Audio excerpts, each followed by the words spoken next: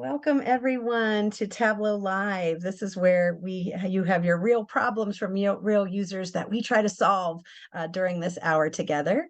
This is our last Tableau Live session of 2023, so we're so thrilled that you could join us during this call. I'm Heather Datillo. I'll be your co-host today. I'm the EVP of Operations at Boulder Insight.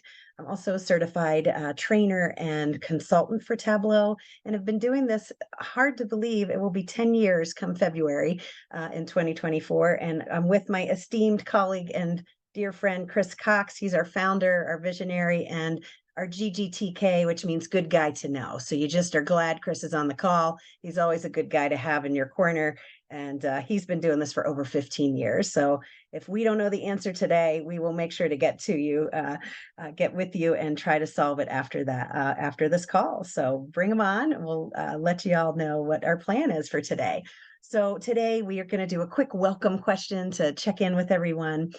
Then we're going to jump into submitted questions. We actually had quite a few come in this month. And so we're going to dive into those, and we will give priority as well to any questions that, for those of you that are here with us, I know sometimes people register and check out the recordings afterwards if they cannot make it today. So we'll make sure to answer questions that are coming in through the chat as well. And then that's where that open Q&A will come in from the chat, and we'll do a quick wrap up of ways that we can continue to help support you, help you up your Tableau game, your data analytics game, and make sure that you're set up for success in 2024. So I cannot believe that it is December already. So let me ask a quick welcome question. We actually are going to just do it right in the chat. I'd love to hear from you all just how many years or months you've been using Tableau. So go ahead and just put in the number of years or months you've been using Tableau. It'll be great for us to know that. That's right, Max. I see you saying good guy to know as well. And there's a few more people coming in. Okay, we've got all kinds of ranges from 1.5 years to 6 months to 2 years. 5 years. That's great. Well, we're so glad to have you. I see some familiar faces that join us every month and some new faces that are here as well. So feel free to come off mute, ask your questions, to put them in the chat. But I think we're going to go ahead and just jump in with the first question that was submitted. And question number one, Chris, you and I are going to have some fun with this one. How to create a bilingual dashboard. And this came from Maremi. She's actually based in Pueblo, Colorado. We know her from some work that we've done, with one of our partners that's a nonprofit partner that's named, the Colorado Health Foundation. So this is a project we've been doing. Actually, they've been doing this survey since 2020. So this is our 4th year of doing this. And so I thought, Chris, I'd demo the functionality on their website first. And then if we want to go deeper into the data side of how we actually used a parameter and created this, I do have the workbook pulled up, and we can kind of walk through that together. So this poll is done every year. So how many of you, let me ask this in the chat too, how many of you have to work with survey data? That's one of the more complex data types to have to work with in Tableau. If you do, give me a 1. If you don't, give me a 2 if you work with survey data. Or you can put yes or no. That's another way to do it. Yeah. Okay, so Pascal, Tom, not Amber. Okay, so I'm seeing just a few of you using survey data. So when you are using survey data, if you need some resources on how to structure your data, you have to do some pivots and some things in order for the survey data questions and answers to align the way they need to in Tableau. But regardless if it is in survey data, you still have opportunities. You'll notice if I click on this button here, this is a parameter in Tableau. And what we've done is we have the questions in English, and we also have our data with the questions in Spanish as well. Oh, it's taken a little bit to load today. Try that again. There we go. And you can see this will change out all of the data into Spanish, even the buttons that are here for navigation. This is challenges facing Colorado, but in Spanish with this. And so it was really important. The first year, we only had an English version. When we started working with the team at the Colorado Health Foundation, it was really important that this is to take a pulse of what matters what things are concerning end users and that are concerning Coloradans, the citizens of Colorado. What are the things that are rising to the top that are the greatest concerns? And they wanted to make sure that they could reach all of the population for both English and Spanish. And we are, talking about the possibility of other languages being able to be done. So this functionality is easy enough to go from English to Spanish. It does change everything from the hovers, the buttons, and all. So it does take quite a bit of effort and work, but it is really feasible to do. And so, Chris, do you want me to pull up the actual workbook here? Do you want me to go to the data source, or where would you like me to go? Or do you want to share your just go to one of the sheets. I think is probably fine. Okay, great. Let me go into. Well, actually, that last page you're on is probably a good one. Go back to that actually, data source. Okay, I'm sorry. Great. So basically, what you see here, you see we got a column for the English question, column for a Spanish question, right? So it's just simply you have to align your data where that you can just swap from one column to the other. But survey data, as you know, comes in and it has a bunch of columns and that kind of stuff. So typically you have to do a lot of like pivots to make this happen, but that's really the secret behind this, really just swapping between one column and the other. And Marini just joined us as well. So it is, when we're doing this, you'll notice here's the English column that Chris was talking about and the Spanish column right next to it. So it's the way that we actually align the data to be there. And then it's also, Chris, when we're looking at, that's the question, we have columns for the answers we should be showing as well. Do you want me to scroll across and show well, it depends. It depends on how the question was. Some are done in calculations, some are done in columns. But yeah, where we can, we would do it in a column, but a lot of times we can't, depending on what you have to do. Like if it's like a multi-answer or something like that. Great. Let me do this. Let me open up a worksheet as well. I think it might be good to just open up a blank worksheet and show when we're talking about some of the calculated fields that we've created too. So you'll notice, first of all, there's a parameter. If I open up that parameter and hit edit on that, you'll notice that we've just created a simple list that 1 means English, 2 means Spanish. So you have to first create that parameter. You'll notice that we have a naming convention here at Boulder Insight too, where we use parentheses and an underscore, and then we number usually with 3 digits, 001, 002, just as you go up. If it has a .p, that means it's a parameter. Once that's done and that parameter is created, then it's a matter of, we have those 2 separate columns. So when you're building it, that can work. But then you can start to look at, for instance, this is the donut text. And so I could actually even type in this and I can show you all the places. If I do the 001.p, the reason we use this naming convention, this shows you where this has been embedded into anything. So we can see where it's being used and all with it. And I can just pull that up. And so that will pull that for us. And so if I look at this calculation, you'll notice it's not a difficult calculation. It's just an if then else statement that we're talking about. Let me make this a little bigger. So we're saying if we're using the parameter that's called that 001.p English Spanish equals 1, if that equals 1, then show the English question, else show the Spanish question. So we have those 2 columns that we've talked about. Now that parameter allows you to swap that data back and forth, and that parameter then goes and works in each of our dashboards. So it's a really, the hardest part of this is first getting your data set up in the way that you need as well. So Chris, anything else you'd want to add?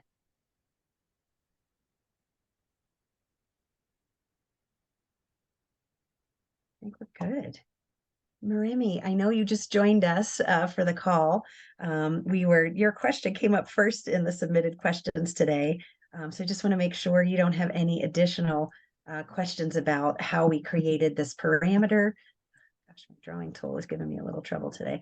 How we created the parameter and, how the data needs to be set up. Any deeper questions that you might have about that? No, this is very helpful. Thank you so much. I was just wowing and awing here. And my coworker was like, "Keep it down." Like, my mind is being blown. Thank Oh, we're you. so glad. And we just love that you are part of the Colorado community and you joined the webinars that the Colorado Health Foundation puts on, and that you've been inspired to try to do some more great work. I know you're in the public health arena, so we're so grateful for the work you're doing. For me being a Coloradan in particular, I really appreciate that. I am a Pittsburgher first. I have Doug Frederick on the call as well. I did grow up in PA, and you can take the girl out of Pittsburgh, but not the Pittsburgh out of the girl. But I am also a proud Coloradan as well. So I want to make sure both are represented. Okay, let me go ahead and jump on into the next question that we have here. And I will go back to the slideshow. So we had several questions that were kind of similar and broad based. So Becky K asked this next question, but it was also a similar question that Elhem R and GOS had asked as well. They're asking questions about highlight actions, best practices for interactive dashboards, and date calculations. So Becky kind of put in the first one, and the best practices for interactive dashboards came from Elhem and Geo as well. So I'm going to jump in to the best practices for interactive dashboards first. And then Chris, I'll hand off the highlight actions, the date calculations conversations. I could even step into some date calculations and things, but I don't know if Becky is with us today. I don't see Becky here right now at the moment, but we can talk a little bit about those as well. But I did create a document for you all that I am happy to share. I will make this into a PDF for you all, so you can have this too. But we just spoke at a conference at the University of South Alabama about a month ago now. And this was one of the questions that came up as well, really looking at what are some of the pitfalls or common mistakes to look out for when you're making dashboards. And so I thought I'd share the Q&A questions. This was one of the questions that had come up, and thought I'd share some of these pieces with you all today. So some of the key things to keep in mind, let me make it just a little bigger. One of the biggest mistakes we see with new users is people forget about the audience and the purpose. Those are super important to keep in mind. At the center of any time you're developing it, it has to be the audience that you're creating for and the questions that they're trying to answer with the data. And I'll try to bring up another view as well. Actually, I know where I have that. Let me actually pull this up. We just did a great webinar yesterday with our friends from Carasoft. And so we talked about human-centered design principles and some tools that we've created to allow you to leverage the design principles. But when you are creating an effective dashboard, and you're doing visual analysis, you're not reporting on what's happened in the past. You're really trying to figure out how to answer questions with your data and take action based on that. At the center of this entire process is the audience. So you want to make sure you're focusing on the audience and the purpose. So what is that question? What are they trying to answer with that? And what actions we will take. So when you follow this process, that action usually leads to an answer to the first question you started. And then you often have deeper questions from there, and you'll go through the process again. So we can go into this process in more detail if we need to in a bit, but let me continue down best practices. So one of the things we see, it's kind of like throwing a party and knowing who's coming. That's how you want to think about your dashboard when you're creating it, and that will help make you focus on what really matters most to them. Filter frenzy. I feel like this is something that happens with our own clients. It happens with our own students when we're there. A lot of people, and this kind of goes into that next bullet of staying stuck in the Excel mindset. So Tableau and any visualization tool you're using is more than just pretty Excel. The very first class I ever taught as a new trainer for Tableau 10 years ago, I came in and I literally had a group of men with their arms crossed. There were 3 of them sitting together. They were like the 3 amigos, and they had their arms crossed like the whole first day of training. They were angry. They are Excel ninjas, and they were like, "Why are you making me learn this?" They were hostages in this training with me. They did not want to be there. They were angry that their company was bringing it into the group. And they were just like, hey, I'm really good at Excel. Why do I need all this? Well, Tableau is more than just Excel. It's more than pretty Excel. And at the end of the training, they came up to me and said, okay, we're sorry we were so reluctant at the beginning. It is more than pretty Excel. So what people do when you're thinking in the Excel mindset, they tend to do a lot of filters and a lot of crosstabs or text tables. And you may have found when you're trying to do crosstabs and text tables in Tableau, it doesn't like you to do that. It doesn't make it easy to have one category show for the subtotals, but not the others. It doesn't allow you to do a lot of formatting. It's because if you're doing data visualization, you probably don't want crosstabs. It's not very visual, right? It has things in it. So you want to be really careful about having a whole lot of filters for people because it's too hard for them to process that data. And guess what else it does, Chris? What have we been seeing with some of our dashboards lately? It makes them slow. It makes them slow. It impacts performance. So one of the first things we do when people come to us and say, here, I've gotten this far, can you help us make over this dashboard? The first thing we try to do is start to eliminate any filters that aren't necessary. And instead, and if I go back to this dashboard, you'll notice we could have easily, let me make this back into English for all of us. We could have easily had drop-down filters that said, choose the race and ethnicity you want, choose the gender, choose the sexual orientation, and have all these filters across the top or the right. But if you do that, first of all, it only pulls them in alphabetically or whatever your data source order is for your filters.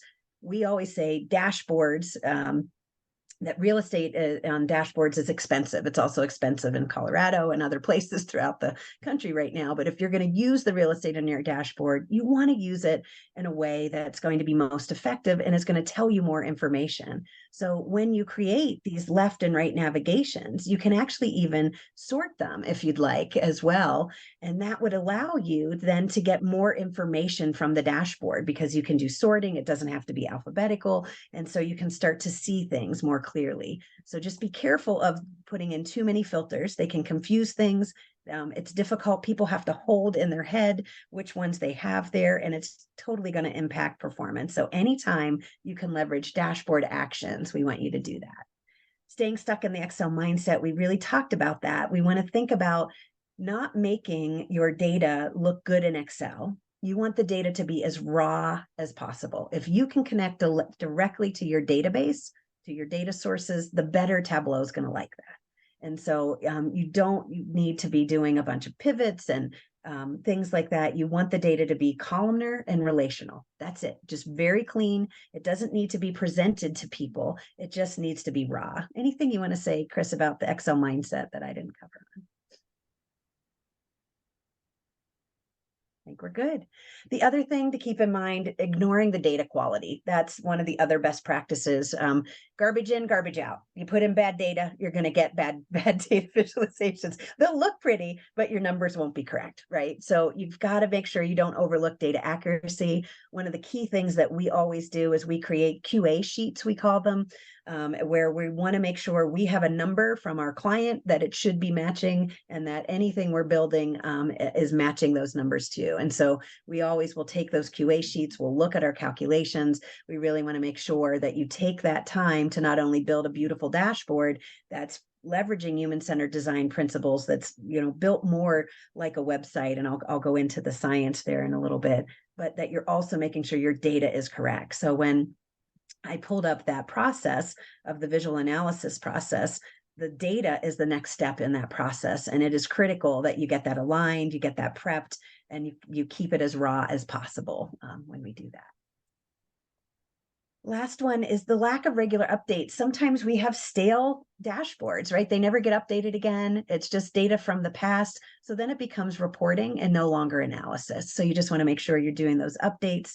And then the most common mistake we see is information overload as well, that sometimes it just feels like there's this data tsunami hitting you.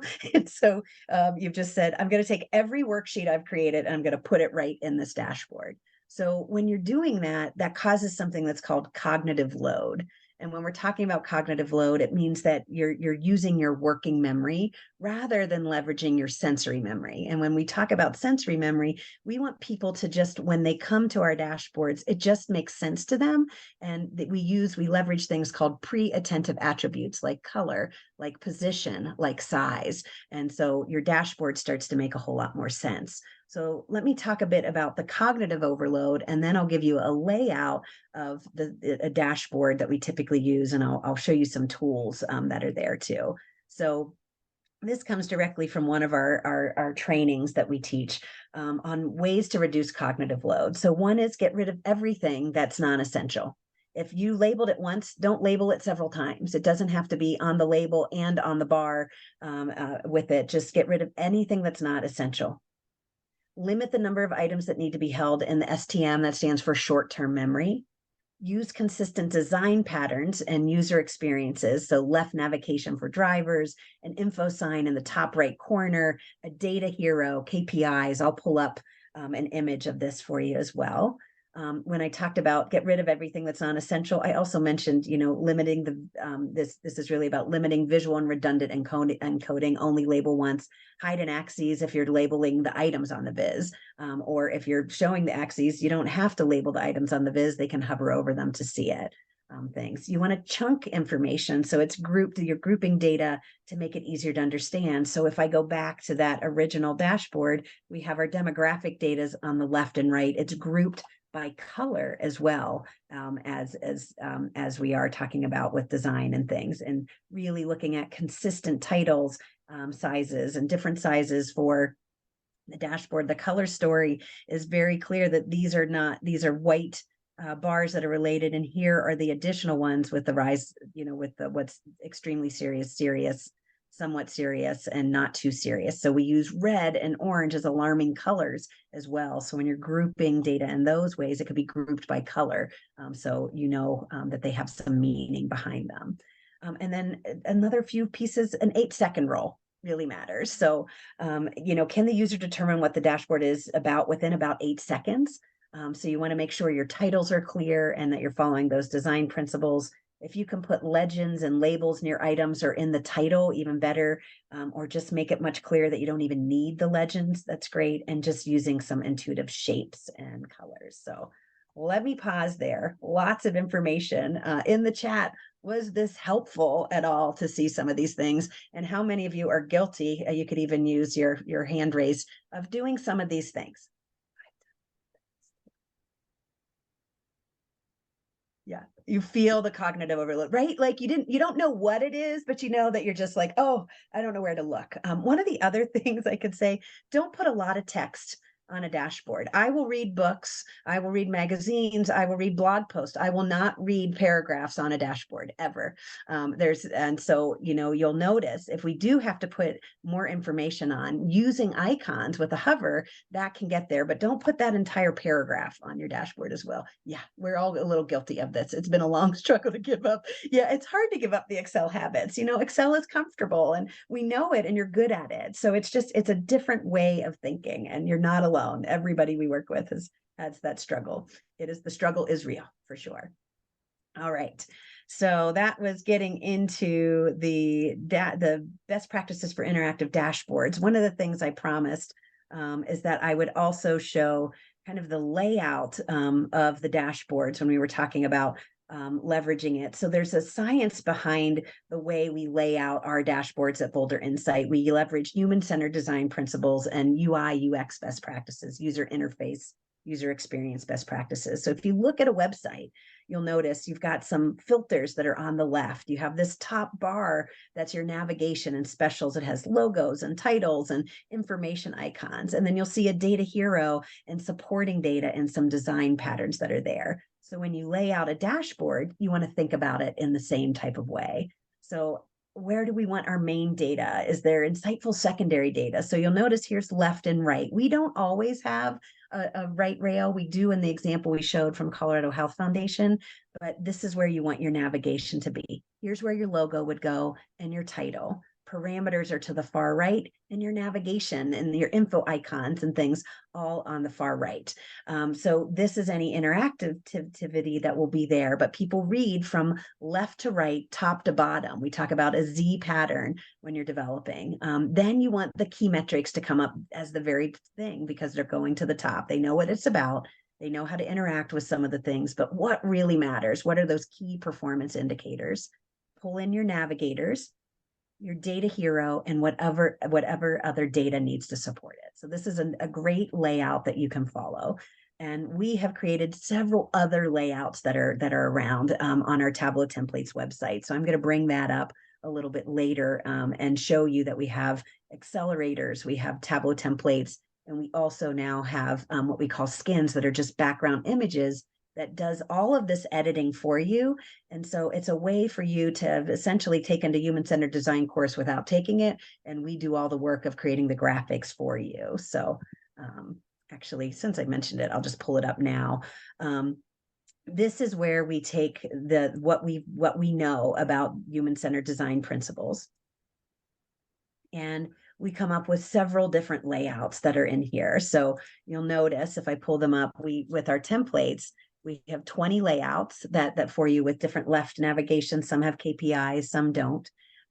We also take the steps for you to create layout containers and formatting for you. So you just drag and drop into it. So that can be really helpful. Let me hit escape. And our skins, for those of you that are more advanced, these skins that we have, this has just the background images. So we create these background images, all the things that you saw for CHF. This is not created in Tableau. We have a graphic design team. We have UI UX specialists on our team, and we use a tool called Sketch. We've used several other ones to create these background images. You simply get these images and copy and paste them into the background and lay them out in the right size that you have. We have typically use a PowerPoint size that's 1600 by 900. And then you get all of these different options for layouts. That's one way to make sure your cognitive overload doesn't happen because you only have so many containers that you can put things in. And so these are some of those pieces as well. Does the first page necessarily need to summarize all the information you need to share? We usually have to share a lot more than just the first page can reasonably show. I'm wondering how you navigate that. Yeah, I think it's a great question, Remy. Let me I'll go in here and talk a little bit about the balance. It was another question about how do you balance the ability to produce interaction and not make it too complicated as well. That might get into it as well. And then Chris, I'll see if you want to pop in. We want to keep it clear and simple, have easy insights, fewer clicks, reveal info gradually, and keep improving. I know you guys prefer dark colors versus white. Could you explain why that is? Yeah. So when we're talking about how much to put in a first page, you want to think about the grouping of the data and the question that you're answering. So if you go back to this question here of really the visual analysis and the story you want to tell, you want to think about what question you're answering first, Maremi, and then think about grouping those charts together for that. That index page that we use often is a really helpful piece to start gathering the data and keeping it, clear of like, here are different sections or here are the different areas. So you'll notice we have several things that need to be told in this survey data for CHF. So we thought, what are the ones that are questions that were all about challenges facing Colorado? What are the things about affordable housing? What are the things about the cost of living? So you can break it down with an index page, but then the details happen with each dashboard. And then the color question about dark colors versus white background colors, we want the data to shine. And so the brightest color you can possibly have is white. And so if you have a white background, your eye automatically is drawn to the white background rather than the data. And so that's why we prefer darker backgrounds, but we will do light backgrounds. It's rare we ever do a stark white. We will do light grays and other colors as well, but you really want the data to be the brightest color on the page. That's why we do that. You also touch on what are the color section, just kind of the brand colors versus data story colors. Sure. So if we're talking as well, let me get into that. Yeah. So when we're talking about colors and things, when you use color, You want to be careful about it. People will associate colors with relationships. They can also increase or decrease your focus, like I talked about, and it can help you know how to navigate the data. So for one thing, a common mistake we see people do is they will make their brand colors be the data colors. And you want to be careful about that. So for instance, Clemson University has been one of our clients in the past. In Tableau, blue and orange diverging is the default color palette. You do not want to be Clemson and have orange mean bad, right? So we try to put our branding in the background, have our logos and the branding in the background, but a different data story that can be complementary to it, but is not the exact same color palette. So you just want to be careful. That's a common mistake as well. Okay. There was a lot to cover, but since 3 of you had questions around best practices, we wanted to dive deep. I don't have Becky on the call right now, Chris, so I want to make sure I'm not missing other questions that have come in. Yeah, I can run through the highlight thing. Like we already made something. Okay, great. And then we'll jump into, I'm trying to see who is here. We'll prioritize their questions first as well. So let me to stop sharing my screen. Yeah, that'd be great. Okay, yeah, the only time I use the highlight function is when I'm doing something like this. Am I sharing? Okay.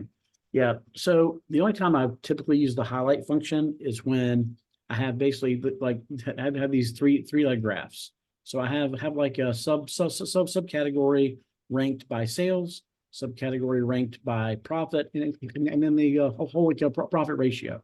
So I could put all these in one chart, but it wouldn't give you the right orders of things. So I want to be able to say, hey, well, if Cheers is my number one seller, which is not doing what I want it to do now, all of a sudden, let me fix my action. I think I'm passing multiple things in. So I'll just make this be highlight action should be only the subcategory. So if I check on chairs, then it shows me where chairs shows up in each of the other lists. So in this case, I don't want to filter because then that would change my ranking. I want to be able to see visually where they are. Same thing with phones. So phones is interesting. That's probably a good one. So my phones is number one sale or number two sales and also number two profit. But my profit ratio is lower, right? And then I can start from anywhere I want to. Labels. Labels is the best profit ratio, but we don't really sell actually much of that. So this makes it easy to be able to ask those questions and kind of compare some metrics. But really, other than that, I don't use the highlight function for a ton. Do you, Heather?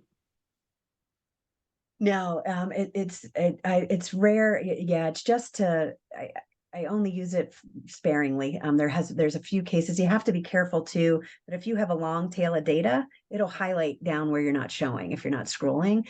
So it has to be used, only with sparingly when you know that it will highlight. I do it on maps often. I think it's nice to see the whole map and be able to have the highlight there and not filter it down. That's the other use case that I have for that too. Yeah, for sure. Yeah. Okay. I'm going to share my screen again. I hear that, oops, let me get back to that. We've got Pascal here with a question. So, oh yeah.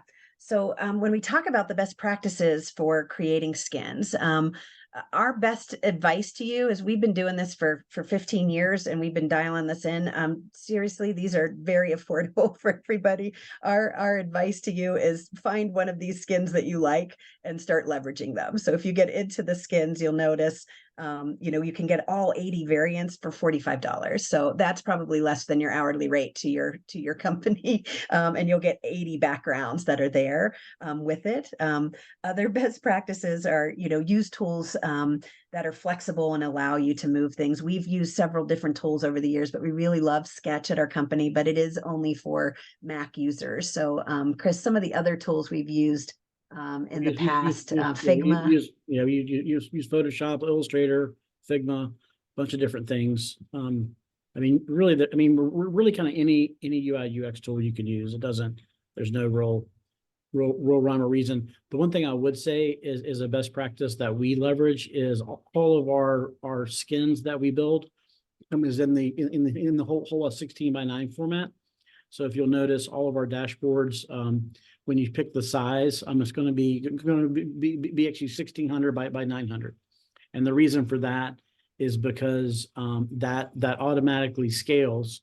Yeah, so this dashboard here was scaled down to actually be actually embedded inside a website, but it's still the same ratio. So if you switch it to 16:9, so that's how we start. We always start with the bigger one, and then but it automatically lets you adjust. So you don't have to worry about it. Oh, and the other key is when you're using background skins and stuff like that. Here, go to the next tab for a second, Heather, and just take off the background. So when we talk about skins and templates, so you got to click somewhere. There you go. So just no, don't edit. Just remove it. Just hit the X. Just the X on top right there. There you go. Boom. Yep. So that's all Tableau, and just the background. Now, if you bring it back and put it to the front, you'll be able to see that it's just this background image. Just go to floating order and then bring to front. So that's the actual image that's behind everything. But we use it that way to help your eye group things. We like having the rounded corners, like having the drop shadows, just little things that you couldn't build inside a Tableau or would take you way too much time. But the key with this is all of your sheets have to be floating, because floating lets you layer things on top of each other. When you use a tiled dashboard, it's just flat. You can't layer anything.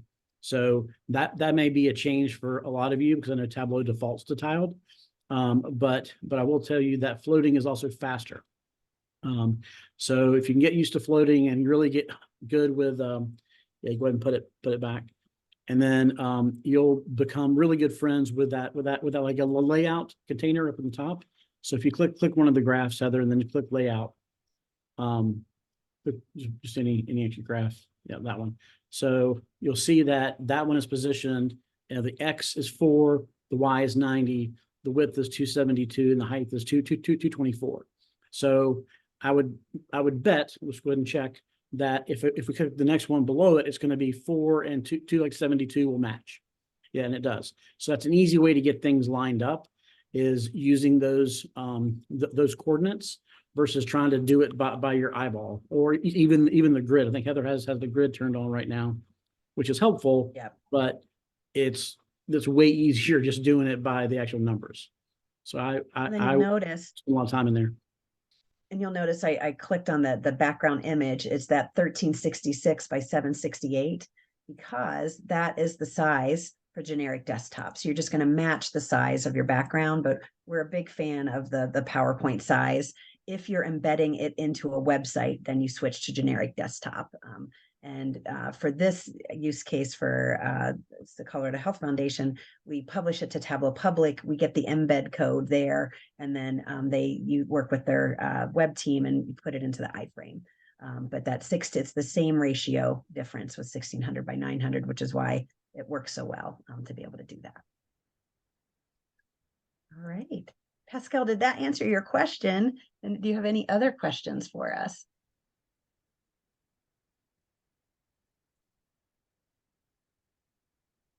It did. Thank you. Okay, that's great. And I'm hearing from Yana, my preferences for tiles has always been associated with making the dashboard work well for tablet and phone screens as well. I feel like when you use floating design sheets in the default design, the sheets will get messy and unorganized when the user reads the dashboard in tablet or phone. Chris, do you want to talk a little bit about mobile phone layouts and things a bit? We always design a completely separately. We typically don't use the mobile layout option in Tableau. Are we still doing it that way? No, that's been our practice for a long time. Chris, you're on mute. I'm so sorry. So I don't know if you want to talk a little bit about mobile layout, and if you still use floating when you're doing mobile. Tablet shouldn't be a problem. Tablet kind of switched pretty easily with the tablet layout. Works pretty well as the PowerPoint. I don't see big changes with the tablet piece, but with mobile, I guess it is. You really got to design it kind of specifically. You're not going to be like this one. You're not going to be able just to turn on mobile and slap it in there. You got to do a whole nother design. So we'll typically, if we do mobile, which is kind of rare, actually, I'm really surprised. I thought it would be a lot more popular than it is, but it's kind of rare. You got to limit the data. because especially if you're using actions and stuff, because you click something in the top and then something way below the fold changes. So I would say like really try to minimize mobile if you can, because there's just too much to show. Just do it for like a simple, like metrics or something like that. Great. And then Tom, I know you have another question coming and we're going to come to that. I'm just trying to make sure we're answering any questions from people that are on the call. And if not, we'll get back to these questions in 2024. Just want to make sure whomever's here, we get to the questions. One question that Jana's asking, and Chris, I think you'll love this one. There is a she's asking when you publish a dashboard and you need to publish multiple to tell the full story, do you use the story feature in Tableau or just tabs, or how do you set it up to jump from one dashboard to another and then to another? So I could tell you when one of my new trainers came on and he was doing a consulting when after COVID had happened, the trainers moved into the consulting side of the business, and he created something to demo to Chris for a client project, and he came to me and it was a story, and I said, just undo that. Chris hates stories, and so why do you hate stories, Chris? And I'll talk about other things about it. Yeah, the main reason is because stories doesn't give you the full range of your sheet. So if Tableau would have had story points where you could just use your left and right mouse button to click and not have the navigation up on top, then I would be more for it. But I also think that, so they're always up on top. You can make them a little smaller and stuff, but you lose that top space. And that's the main thing that I don't like about them. And then also too, I haven't seen anybody be able to tell, there's not just one consistent story, right? There's multiple stories, especially with all the data we have. And if you only try to tell one, you're only doing that to one certain audience. So I feel like that you can lay dashboards out better so that they're interactive and you can serve multiple audiences with one. So those are really my main things, but it's really the lack of space that drives me nuts. Real estate's expensive and dashboards, right? So you want to use that space sparingly and wisely. So again, if you're not familiar with stories, they're not wrong. Where I use stories, I use them as a trainer when I have to teach a step-by-step piece for people to do, and I'll have a screenshot, I'll put information. So when you work with Tableau, you first have to be connected to a data source to create worksheets. Then dashboards are made up of worksheets that are connected to data, and stories are made up of dashboards and worksheets connected to the data. So the only time I use stories is from a step-by-step teaching of where I want a screenshot and not just a dashboard. But that's where the index pages can be super helpful. That's one of the things. It's rare we don't have an index page on if there's multiple dashboards for clients, and having buttons and navigation buttons and things that get you there and then help you go back and forth. So you'll notice here, if I get into affordable housing, we have a 1 and a 2 here. This was broken down into 2 pieces of information. So you could go to that second part using a navigation button and get back and allow your end users to be able to navigate through the dashboard in any way they want. And we're always a big fan. If you do have an index page, you want to make sure you have a home button that they can get back there. So, yeah, the other problem with stories is that you have to go in order. Like if you go to that navigation page, you can jump to anything you want, or even the icon. Yeah, even the icons too. Okay, let's go back. I know that you don't recommend tables. However, some clients require that. Yeah, with crosstabs and tables. How would you implement that? Yeah, one way to do that, Pascal, you're not wrong. And we do know that end users want, it's because they're still in that Excel mindset. They want to trust the numbers. And sometimes you do need to view those specific values when you use crosstabs. So let me go back into Tableau for a second, and I'll just open up a new worksheet. If you go to show me and you look at any of these 3 chart types across the top, these are all chart types that are best for viewing specific values. So one thing that we do, we will give them the crosstabs. Sometimes we had one client, I think it was Ball Packaging, Chris, back in the day, where we used the feature for dashboard actions where it was an exclude option that they had to first use some of the visualizations that we had. They had to pick what type of can and what location and what factory, then we would show the crosstabs. So there's a dashboard action where you can say exclude values unless they're selected, or show all values, you would exclude. Once they're selected, then you can show those values and it will be narrowed. We're not against crosstabs. It's just too much information to be able to see and understand the data. So a crosstab, it will show you specific data.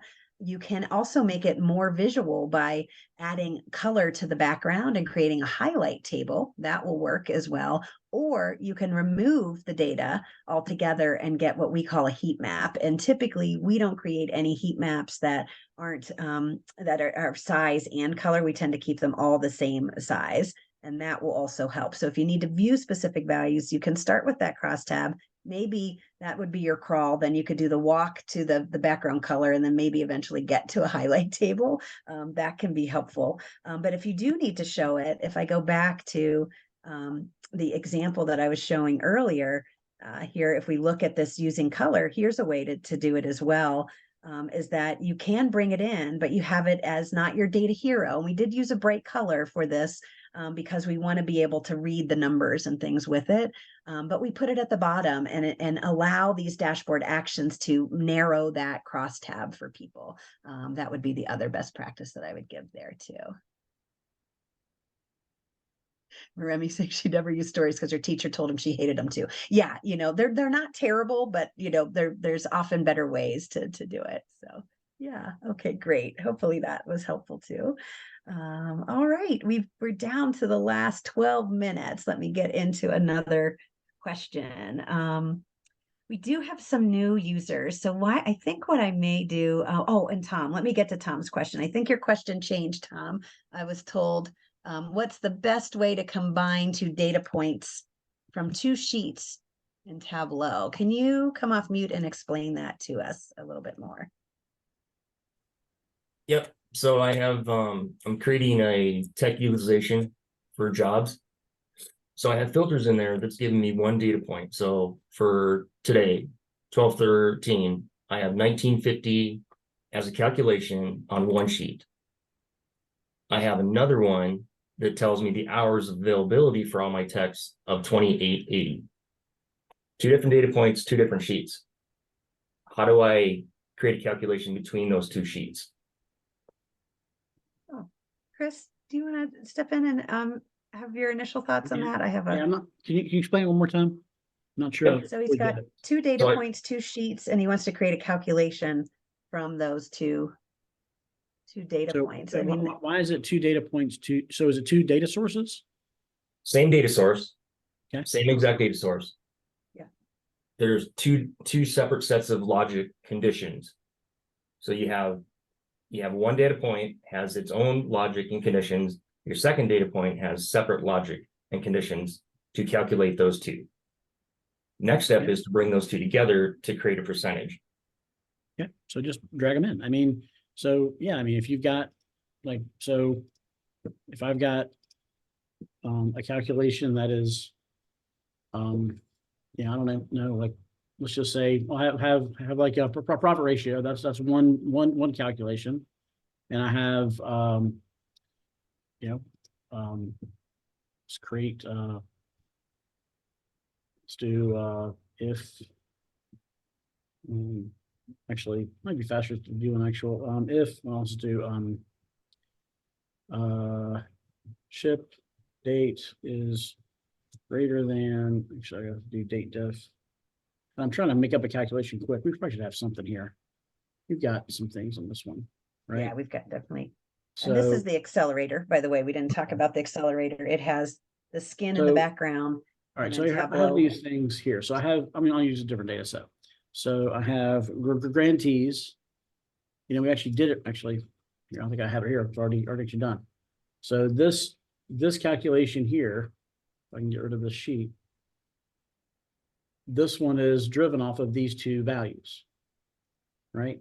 So I look at NB grant. Well, actually, maybe it's not, because maybe it was part of our thing. Maybe we didn't calculate it. I think we did though. My data points aren't measures. My data points are on separate sheets. So sheet 81 would have a data point with calculation. Sheet 82 would have a When separate you data say, point. a data point, so is that, so it's a dimension? It's not a dimension or a measure. It's what I've created on that sheet. So sheet 81 is going to have things like Based on your the dashboard date. actions or your filters, Tom? I don't know what you're talking about. So when you say data point, what do you mean a data point is? So it's not a measure or a dimension. What is it?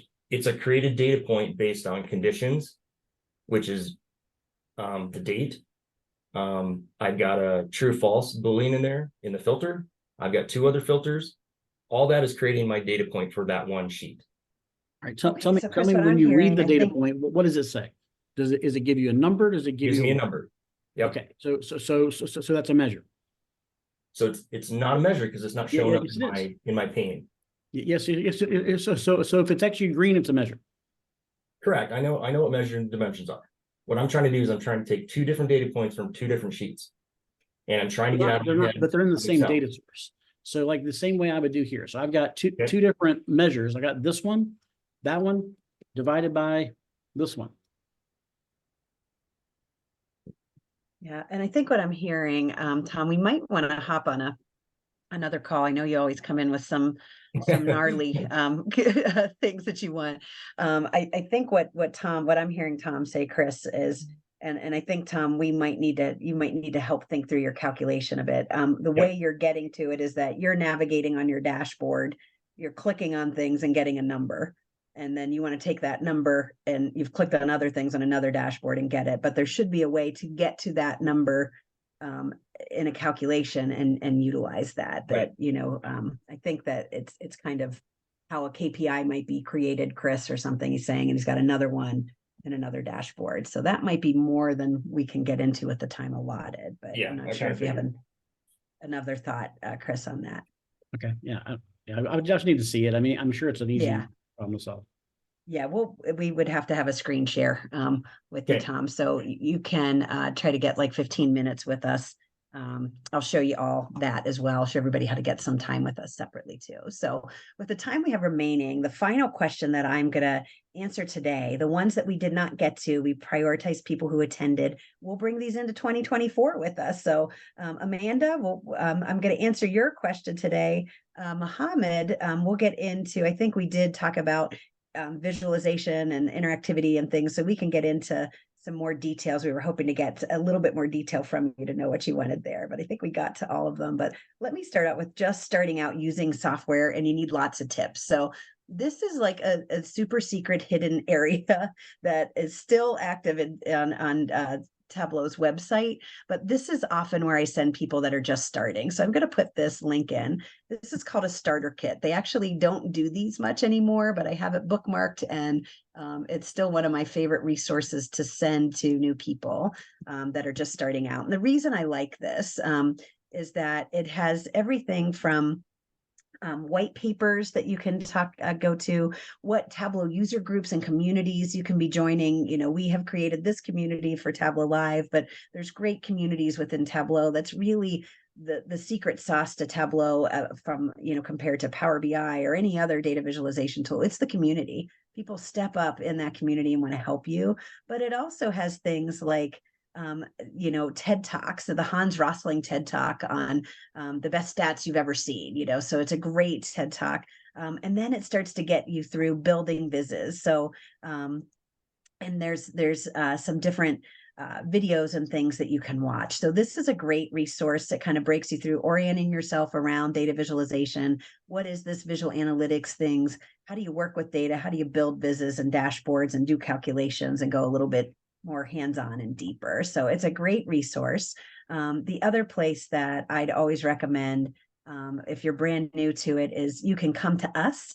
I'll show you, we do have training that we can provide. We can also do a small contract with you, or we can coach and mentor you as well. So there's great ways to work with us, but we do have other courses. And starting in 2024, we're going to be offering it for individuals. We're going to be holding a course, I think once a month is what we're leaning into for sometime in 2024, that you can come in as an individual and take classes that we've designed and created. So check out our training page as well.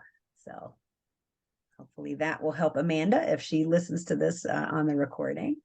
I think we've gotten through just about everything we can with it today. So just with the little bit of time that we have left, I just want to make sure you all know that we are going to be increasing some pricing. So if you do decide like, hey, I need a small budget to work through you helping me make over my dashboard.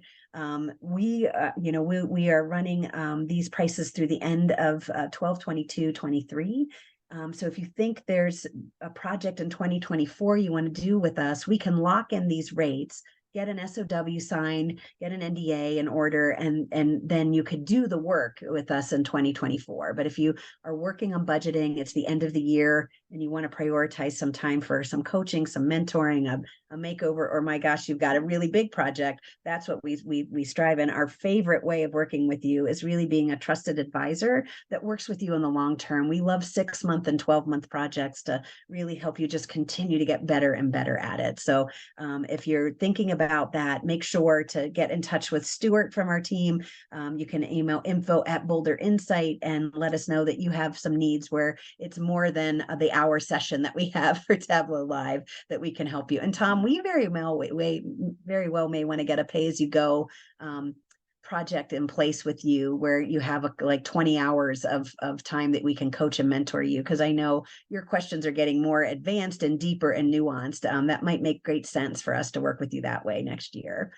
I talked about our Tableau templates, our accelerators, our skins. We didn't go deep into the accelerator. Check out the website. It is free to you. What we're doing is we're calling it a revisit of the accelerators that are already available in Tableau, and that we're taking a relook at them and saying, how can we make them even better? So it has a skin. It has templates with layout containers and data associated with it. So the accelerator we currently have on there that we're featuring is one for grant allocation. So that might be really helpful for you all. Mentioned training before, and just stay connected with us. We're going to have a whole new Zoom link that you'll have for next year. And it'll be happening again on the second Wednesday of the month. I believe we're going to stick with this time. We may play around with another time, but I think it'll be second Wednesday, same time, same place. So just keep in touch with us via the socials as well. And finally, I just want to thank you all for attending Tableau Live this year. We have so loved being able to see your faces and hear your questions and know that the struggle is real with Tableau. We always say the best way to learn Tableau is to play with it, and the best way to play is with your friends. And so we're your TFFs. We're your Tableau friends forever. Keep coming back to us. You can always reach out with questions to info@Boulder Insight in between these sessions. We'd be happy to help. And we hope to see you next year and that you have the happiest of holidays. So if you do need us in the meantime, just go to any of our websites and you'll notice in the bottom corner, let me go to Tableau templates again, there's this Ask a Tableau Mentor for help. That will bring you to a Calendly page and we can get a free project consultation on the books.